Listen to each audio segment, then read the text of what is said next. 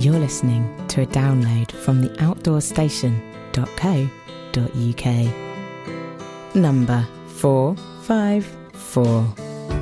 Hello and welcome back to the Outdoor Station, and this part 4 of the 5-part series recorded in 2008, where I joined Lee Wells and we headed for Cape Wrath. In this part we are at Sandwood Bay, a most beautiful location on the west coast of Scotland, and extremely restful, as I hope you'll understand and hear as you listen to this. Now, in this particular podcast, I do sit down for 5 minutes or so and go through the entire gear list that I took with me and explain the reasons why and what worked or what didn't, and what I didn't need, basically. And I just wanted to remind you that actually, before I did this recording in 2008, I actually went on a bushcraft course, which again is in the podcast library, and I took with me some of the knowledge or some of the interest from that bushcraft course on this particular trip, which actually turned out not to be needed. However, one thing was, which you will hear. But there are a few items, products that I actually discuss, and I just wanted to give you an idea of where we were as regards development or the products no longer existing, etc. So in the product list, I mentioned the Aquagear filter bottle, which Lee used to filter water while we were waiting for cooking at Sandwood Bay. That's now evolved into the travel tap, which is still available. The recipe for bannock bread, which is extremely popular, very, very easy and great fun. And in case you miss it as I talk through it, basically it's 3 parts self-raising flour to 1 part powdered milk, and then you just add whatever else you want to it. But hopefully that'll become clear as you listen to it. The Orocasso folding plates. Do you remember those? Gosh, they were fantastic. I'm still using mine. I've still got them years later. Orocasso ceased to exist many, many years ago, and once again it's been copied by the Chinese market. So there are very, very similar products on the market, and I still find the Orocasso folding plate extremely useful for food prep, as you'll hear in this podcast. Once again, the Golight Pinnacle rucksack. Well, Golight ceased to exist 5 or 6 years ago, and that product's no longer available, which is a great shame. The Avid shaving blade, the Avid Shaver. It was a fantastic razor, very hard to describe, but it basically was a folded flat razor which worked exceedingly well. But I think Gillette caught onto them and sent them a cease and desist, so they came to a grinding halt. So with all that said, now let's get back to part 4 of this 5-part series and join us at the wonderful, magnificent and unique Sandwood Bay.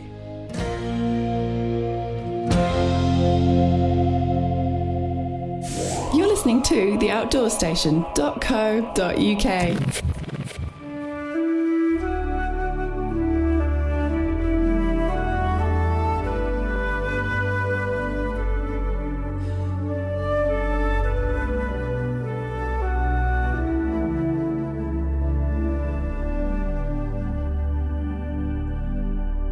Welcome to part 4 of the Cape Wrath Trail, where Lee and I travel on foot from Ullapool to Cape Wrath, the most northwesterly point in Scotland.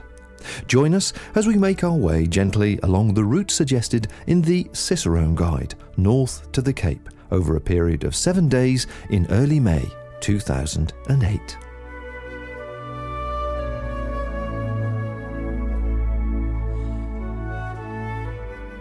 Our Cicerone Guide, North to the Cape by Dennis Brooke and Phil Hinchcliffe, describes the arrival at Sandwood Bay as follows.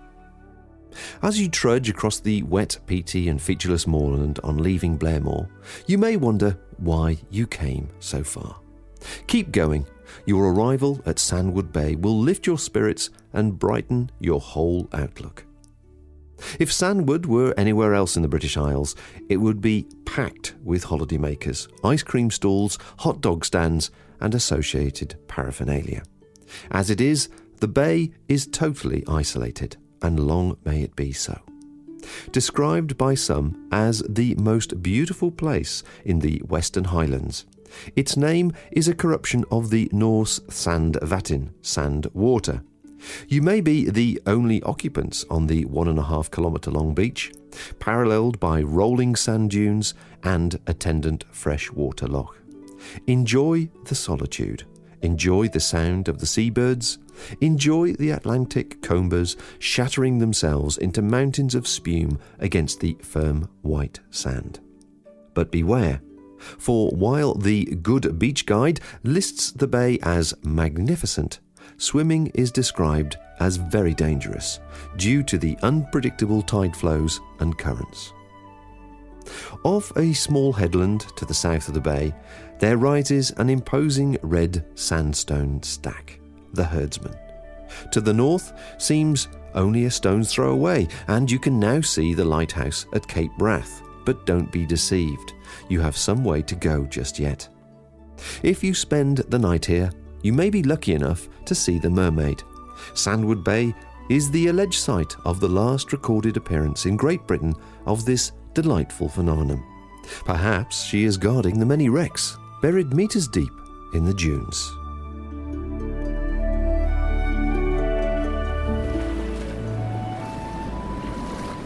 Well, as you may have guessed from the sounds, we finally made it to Sandwood Bay, which has lived up to expectation. It is a magical place, primarily because of its sort of solitude. And I'm paddling in the sea, but Lee has suddenly realised it's a little bit too cold for him and he's just rushed out when I was asking him a question. Okay, I'll come out to you, you wimp. Those two Scots lasses we were just talking to have just been for a swim. Well, there you go. The women are the alpha of the species, aren't they? It's freezing.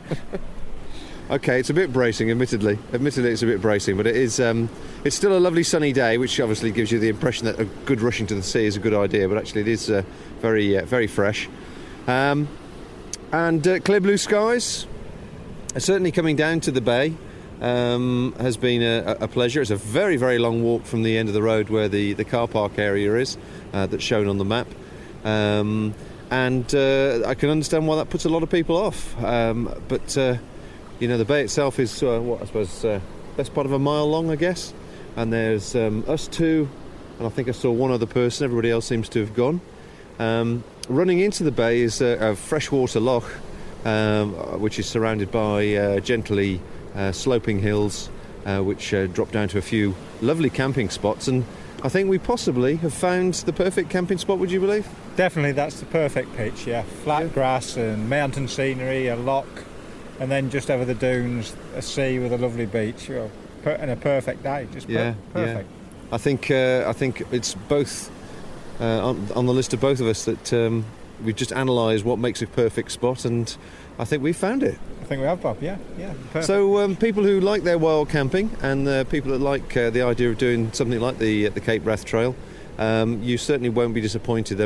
There are few and far between certainly getting here, but I think it's one of the most rewarding places to visit in the country to reap the benefits of such a magnificent spot. If you're lucky enough to catch the weather as well. A chap we were just speaking to, his camp not far from us, said there was a storm the other night, and half a dozen of the people that were here at the time over the bank holiday weekend made a quick retreat. But it's yes, it's going to be a very enjoyable evening, I think. Have a small little fire in the bush, buddy, and enjoy whatever provisions we've got left for our trip. Yeah, definitely. Yeah, just to enjoy the evening and relax, and I think it's one of the highlights of my walking career so far. Yeah, it must be. Yeah, totally. Yeah, definitely. Well, fingers crossed for tomorrow to actually get to the Cape. We can see the Cape lighthouse from the actual beach, and it doesn't look more than a couple of hours walk away. So we'll see what we wake up to tomorrow, whether it's missiles and bombs close or far away, and make a decision then. But I have a feeling that the actual area concerned is a bit further away than we initially thought.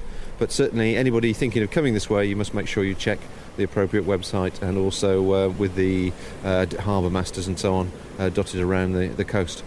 Anyway, I'm going to go and start gathering a little bit more driftwood for tonight's supper, and then perhaps we'll have a further chat a bit later on.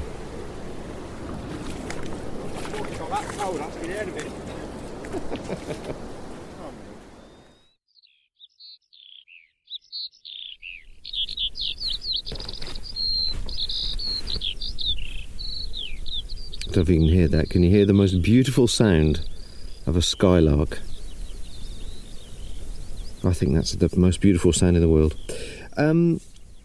We've got back from the beach now, and we're next to the loch. And Lee is, because the loch is, I suppose, fairly stationary, as it were. We haven't got any flowing streams next to us.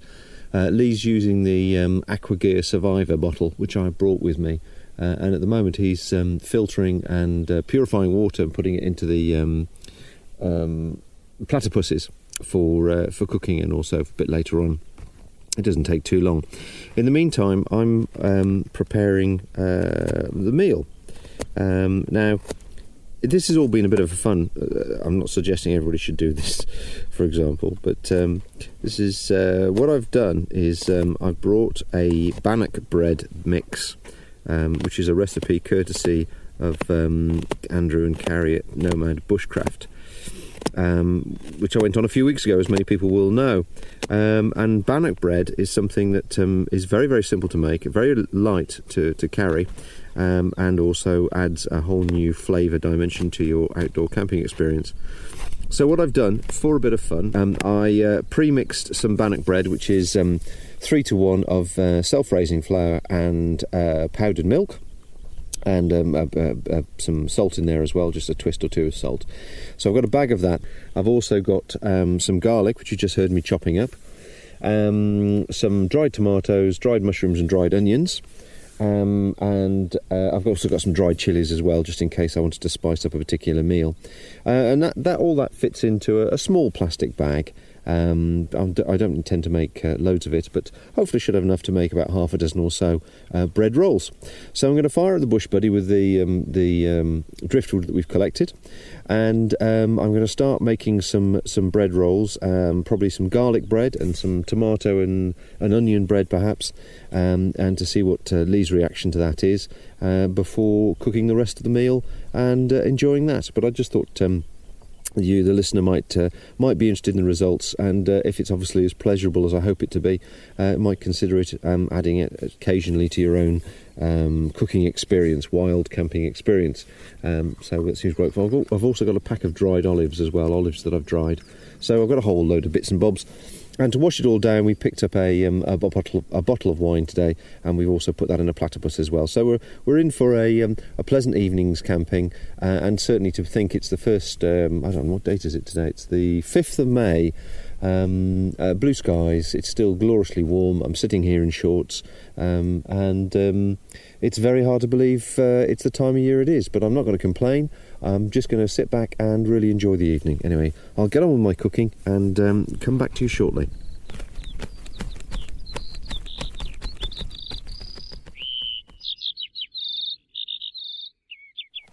Now, young man, your first taste of bannock bread. Well, it looks very nice. That tastes good. It's all right, isn't it?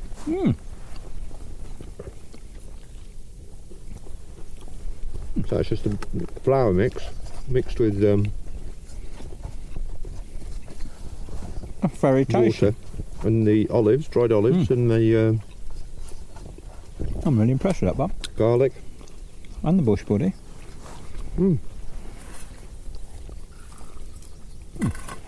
Gorgeous. These pack and go.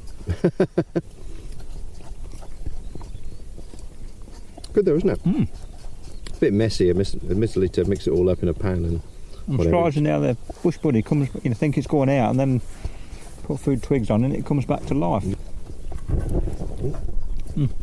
Just With need vengeance. a bit more flour in there, and we've got our next batch. All that pot out of a little bag. So what's that, little sandwich bag, what do they call it, mini freezer bag, and you Yeah. get enough for, well, hopefully we're going to get at least half a dozen, more like 10 or so. With a mug of wine, it's going down very nice. Yeah, like to hear. And there again. Yeah, can't be hard slog all the time, can it? Got to keep that fire going, Nick. Bread in the... Oh gosh, yeah.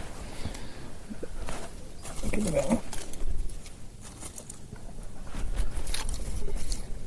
Well, don't you reckon that bread It's like, if you've got a main meal as well, make a few of those first. I'm making a bit of a mess of it now, I must admit, but... It really is good. Honestly, I'm surprised just how tasty it is. Well, it's the smell as well as the taste, yeah, isn't that's it? it. And I love toast, bit of toast in the morning. It's Well, actually mixing garlic and tomato and whatever else in with it. yeah, just gives it that taste. It's just a bit of fun, really. I mean, I've carried it all this way. Least I can do is eat it. Well, that's right. Nothing worse than carrying food And on a throw it away. backpacking trip and actually carrying it home as well. You think, well, that ain't, just ain't game, is it? Beautiful, that is. Absolutely beautiful. Gordon Ramsay, eat your heart. Absolutely. Okay. Here's your plate. Yep, I love it. Oh, very nice. Remarkably fluffy inside, isn't it? And that's bannock bread. Bannock bread, yeah. Yeah. Really nearly as good as what you'd, get from the supermarket and take home and... Yeah, but I mean, the supermarket's a long way from here, exactly, isn't it? Yeah. I dare say Tesco's will be here soon, but a very nice addition anyway. Thank you. Must remember to keep stoking this bush burger. Yeah, there is a job to do. Yeah, it's not all fun. Well, this is quite good fun, really. Not much of a chore, that, isn't it? Any more wine left, haven't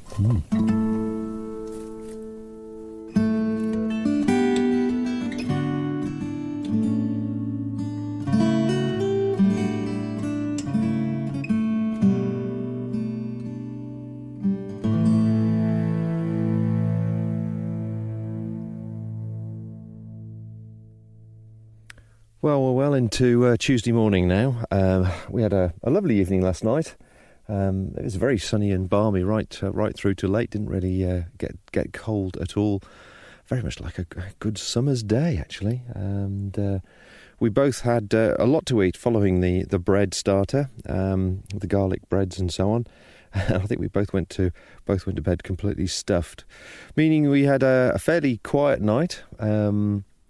The weather was a slight breeze. The breeze has changed, but we awoke this morning, and I was certainly out at 7 o'clock this morning, watching the sun come up over the hills, looking at the lapping Sandwood Loch, which was still very still like a mill pond, and once again the sun is now high in the sky, on a mainly blue sky. Very, very mild day, and would you believe, for the second time in 2 days, the bottom of the Terra converts are off. It feels like a glorious summer's day. So both Lee and I think we've been very, very lucky. The gods have indeed blessed us on this trip. We've had a couple of days where it was pretty miserable earlier on, as you know, but certainly yesterday and today have been incredible. In fact, a day or so before then as well, we seem to have caught the weather just right in our location. So we woke this morning to the sound of the distant shores, the sea on the shore there, which is about probably half a mile away. And as I say, the skylark singing over the loch. And it's been a very, very slow and very gentle morning where we've sort of generally dried anything that was slightly damp out and sort of had a wash and just meandered around doing nothing, actually, and finding it very, very hard to do nothing, as I'm sure most people will know, because as we were saying, everybody's lives seem to be so busy these days. The art of doing nothing is a quickly disappearing skill. Anyway, I thought it might be a reasonable time to do a bit of a gear check, really, and talk about some of the gear if you're ever considering doing a trip like this. Yesterday, as we made our way to Kinlochbervie, we met three guys who had just started the Cape Wrath Trail, but from Cape Wrath heading south. And it was quite interesting. It was sort of, we met on the road and we were obviously eyeing each other's sacks and bags up, and they were looking at our Innovate, saying, "Oh, you'll never get over the terrain with those," and realising that we were sort of lightweight, as it were, individuals with the smaller packs. And they couldn't believe that we'd actually come the distance we had, carrying all the provisions we needed, carrying the Pinnacle in my case and the Mariposa pack in Lee's. They in turn had, they were well stocked. They had good 65, 75 litre packs, I think they were. If you like traditional packs, and they were full to the brim. They had sort of traditional leather boots on, and not to any detriment to these guys, but it certainly did bring upon us, made us realise once again that really the pleasure in doing this walk is if you can do it from a lightweight basis. And certainly because you're not really going to any places or through any places where there's much chance to restock. You've got to carry most things you need most of the way. We've called into a few hotels, as you know, and had a beer or two and occasionally had a meal, but you couldn't rely on doing that every single day unless you changed your route quite dramatically. I think we've only seen 2 shops since Ullapool, and they were both in Kinloch Burvey, one in Kinloch and one on the way in. And we've seen, obviously, a couple of hotels, but that has been it following the route that we've taken. So just bear that in mind, really, if you're considering doing it. From my point of view, I've brought more than I needed to because I wanted to trial a few things and see how they worked in practicality. So I'll sort of quickly whip through a few things if that's of interest to people, and if it's not, well, skip through this part, but hopefully you might find some thought-provoking ideas in this. First thing, of course, I'll clear my rubbish away. First thing, of course, is the tent. That's been the Shangri-La 3 with the ground sheet, which I've modified as I described earlier, and that has been a great success. If nothing else, it's just given me a huge amount of space. And Lee is forever coming over and saying it's like a TARDIS compared to his Acto, where he can only lie in one particular position and store things in one area. If the ground is not quite to my liking when I'm sleeping, I can actually swivel round and rotate positions in various ways until I get comfortable. So for the amount of weight versus the amount of area covered, then yes, definitely well worth considering. You could do it with a tarp. I think ideally a tarp and a bivvy would be the best way to do this trip personally, but you'd have to choose the time of year with obviously taking the midges into account.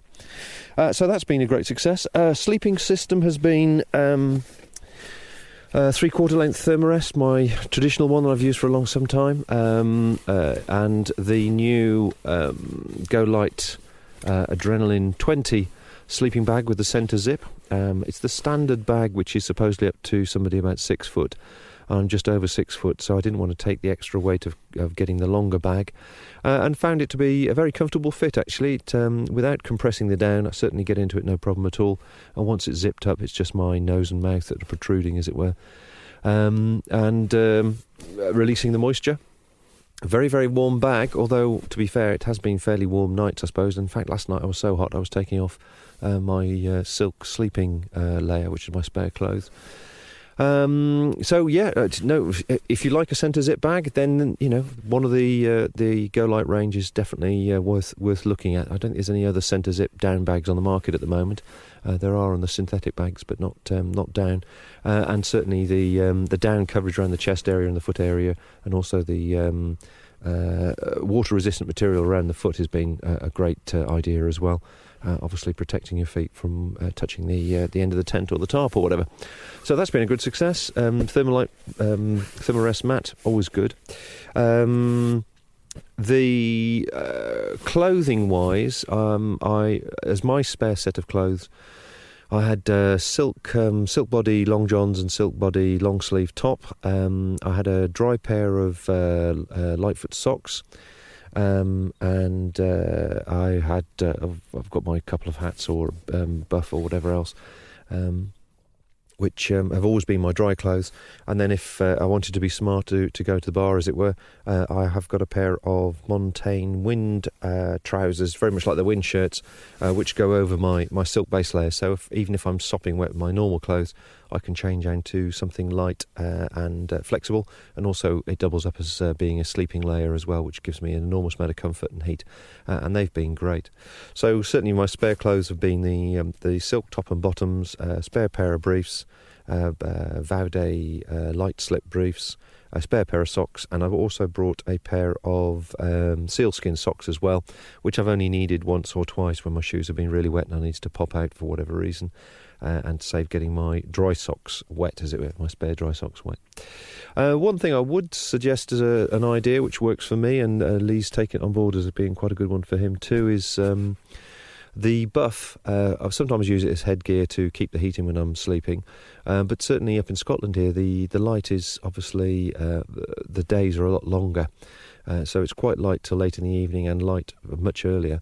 I tend to squash the buff down into a bandana and put it over my eyes and ears, so it's actually like a blindfold, and I find that really aids the length of sleep, which is it works for me. Other clothing-wise, my insulation layer is the Live Down smock. Never go anywhere without it. Fantastic piece of kit. And as you know, I sent back the Montane Kinetic smock and the waterproofs because I've now got the Paramo, of which the Paramo I've not worn for the last 2 or 3 days. It's been that warm. Paramo has proved itself earlier on in the walk to be absolutely brilliant as a waterproof and sort of insulation layer, but it's certainly started to be hot and stuffy when the weather was mild with a cold wind, as it were, as opposed to when it was actually cold. So I'm glad I kept my light speed wind shirt. So I've just been using my base layer, which was a Terra long sleeve Terra T, with the wind shirt when it's warm, and then when it's cold, I've been using just taking the wind shirt off and swapping it for the Paramo smock, which has worked very well. So it's obviously slightly heavier than a normal Gore-Tex or event jacket, but the flexibility of it has been very useful. What else am I wearing? I've got another pair of Vaude briefs on, which would be my day wear, as it were. I tend to try and wash my briefs every night if I can.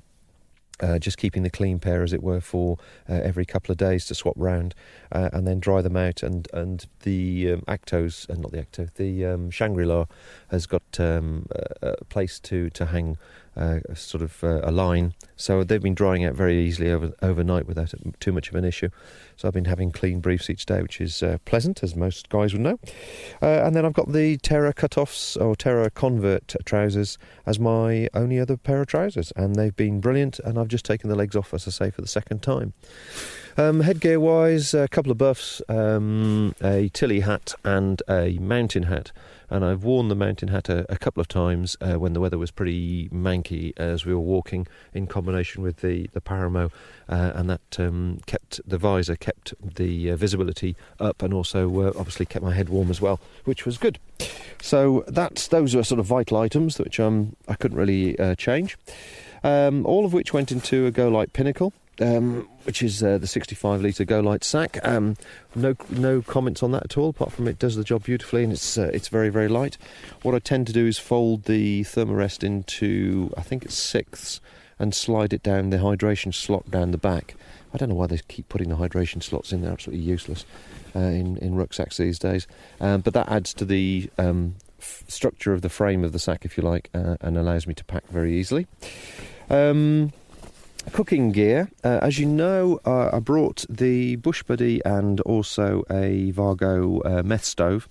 Now, it's been a good job I brought the meth stove, because as you heard, there's been no place to get gas. I haven't seen gas at all since Ullapool. So had I run out, I'd have been taking gas, then I would have been stuck. The Bush Buddy, or any other similar wood-burning stove, actually, is probably a good idea on a trip like this. But you've got to choose your camping spots carefully. And you certainly need to take advantage of when it's not raining. If you have the chance to pick up some dry wood and put it into a bag, as it were, as you go along. I made the mistake a couple of times not doing that, and then it rained solidly for the rest of the day, and by the time I got where I was, I just didn't want to go out in the rain to get more wood. So, and normally a fistful of sticks will be enough to boil water. So it's not a vast amount of wood that you're carrying. Wood isn't heavy; it's more the prickly nature of it, I guess. But to actually use something like a wood-burning stove, the sticks don't need to be any thicker than a pencil, and certainly any longer than 2 or 3 inches. That's all you need. So just breaking them up as you go along and popping them into a bag is a practical idea. But again, a trip like this, pretty well, it could be a good tool. Certainly could be a good tool.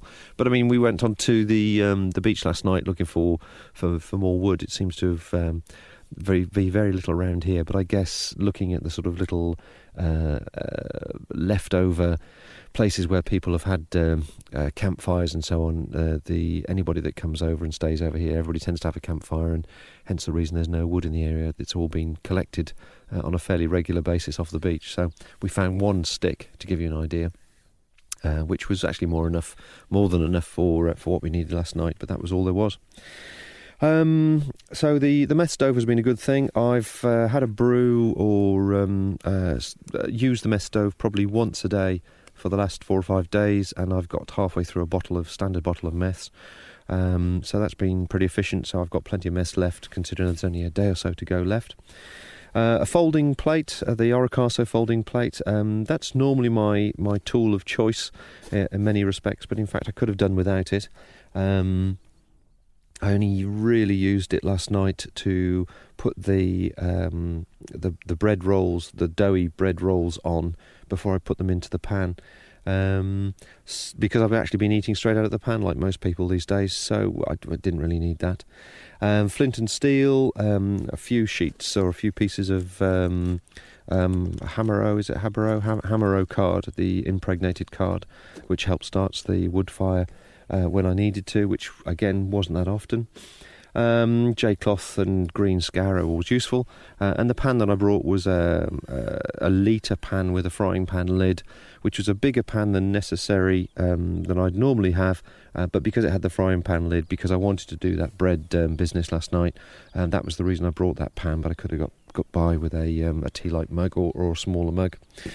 I've got a little pot cosy that I made for the pan and whatever, and in fact the cooker and everything goes inside the cooker, inside the pan, including the washing up stuff, and that goes inside the pot cosy, which keeps the inside of my rucksack clean, because obviously the outside of the pan is sooty from use with the wood stove, which is one of the downsides of a wood stove. A little titanium folding spork. I've got a plastic one as well, the Light My Fire version, which is now melted around the edges. Again, I only brought that just to do the bread with. So that is the cooking stuff. Toilet trowel, some hand gel and paper, and a little lighter. That's pretty well standard. I've used the new Innovate grit gaiters, seeing those next to me. They've proved to be as effective as the Raidlight gaiters, but being sort of woven, I noticed that they take longer to dry from when they get wet compared to the Raidlights, where it sort of is a less absorbent material. But they're still have done the job beautifully, and the elastic that holds them onto the bottom of the shoe has lasted, which I thought it would probably break, but that's fine.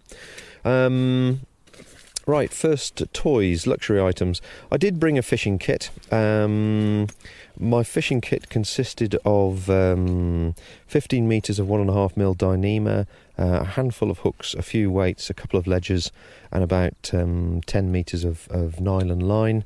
And I sort of did think I might romantically do some fishing. That was a complete waste of time. You're only allowed to do fly fishing, and all the estates we pass through make it very clear you need a licence. And all the appropriate permissions. No, you need permission. I don't think there's a fishing licence in Scotland, but you do need permissions, and they do police it fairly well. I also bought some material for catching rabbits and so on. And again, I've only seen a few rabbits, most of which have been around this loch here actually. So a complete waste of time really bringing that, but it was a bit of fun. It was a romantic idea had the weather been that way. So that's another ½ kilo saved, I guess. Wash kits, what have I got in here? I like to have a shave as I go along, so I brought the Avid flat folding shaver and the Avid shaving lotion, which I've used several times without water to have a shave. The mirror is the Ultimate Survival Star Flash mirror, so I use that for shaving with and obviously for survival if need be.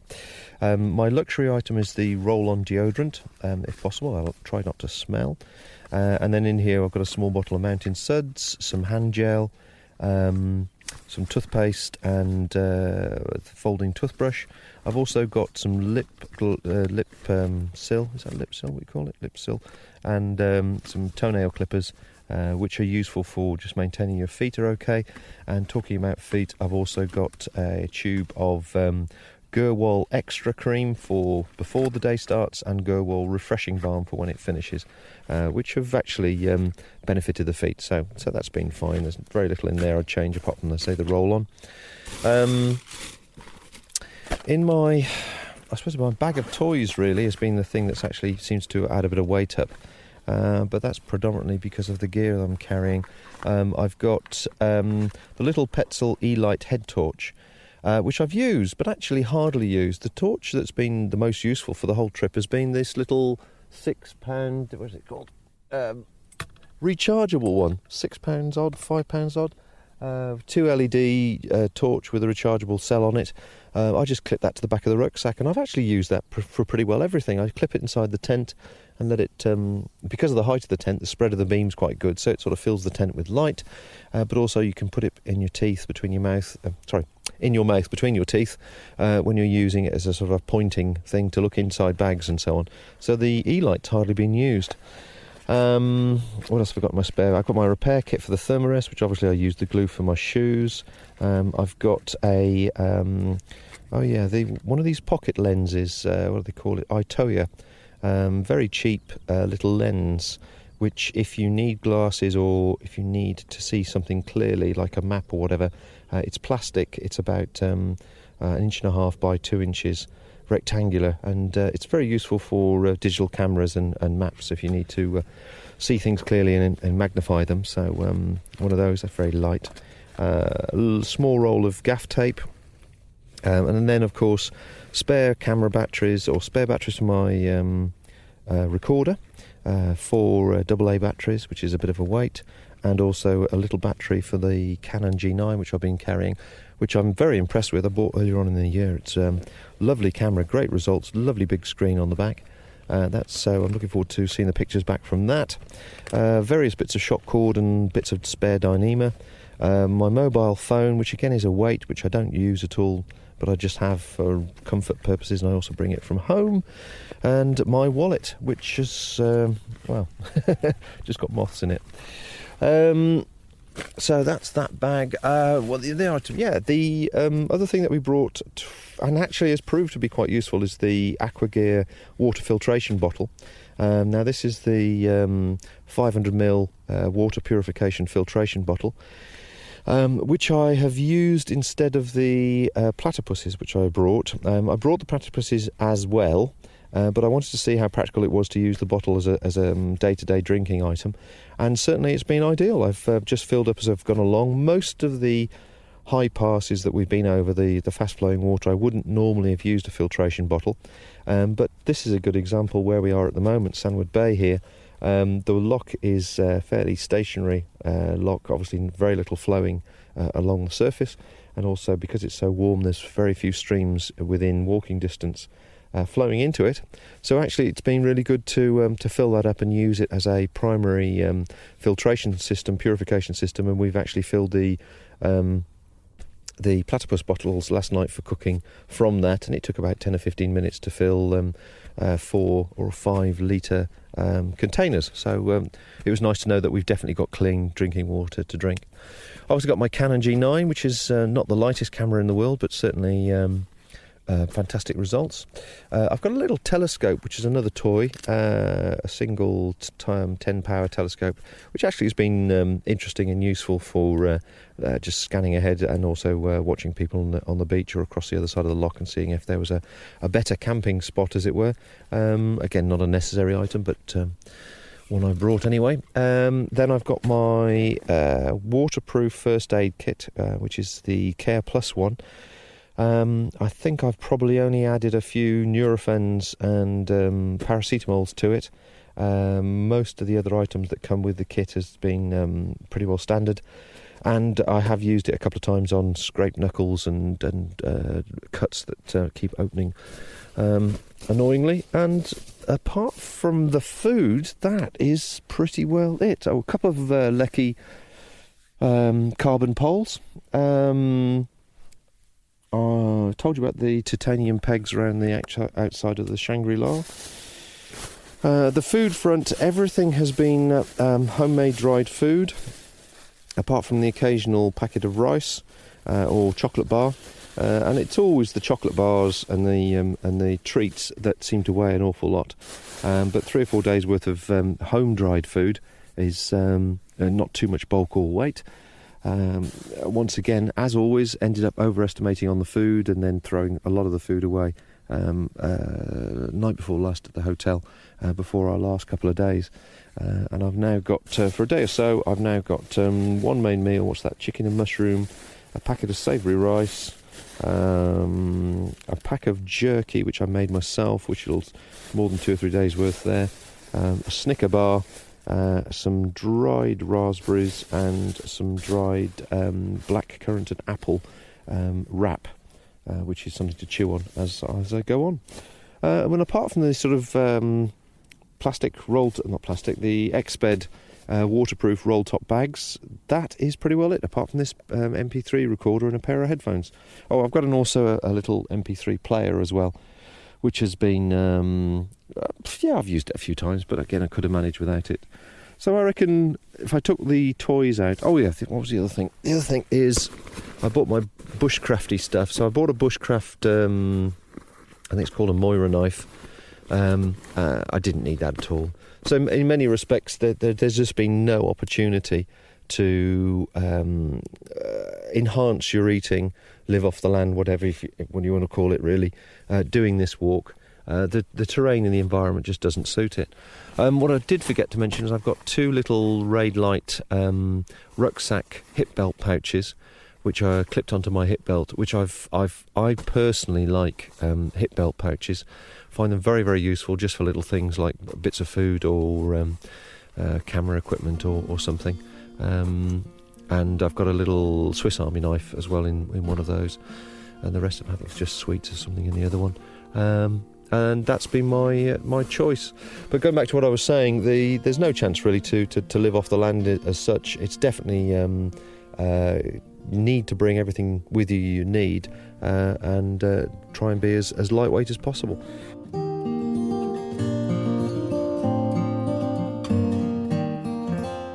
Thanks for joining us on this part of the trip. Excerpts were read from the Cicerone Guide North to the Cape, which is available from cicerone.co.uk.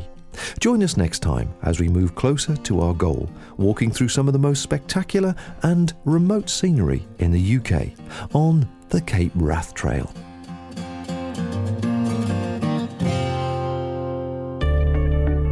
This independent programme is produced and hosted by theoutdoorstation.co.uk.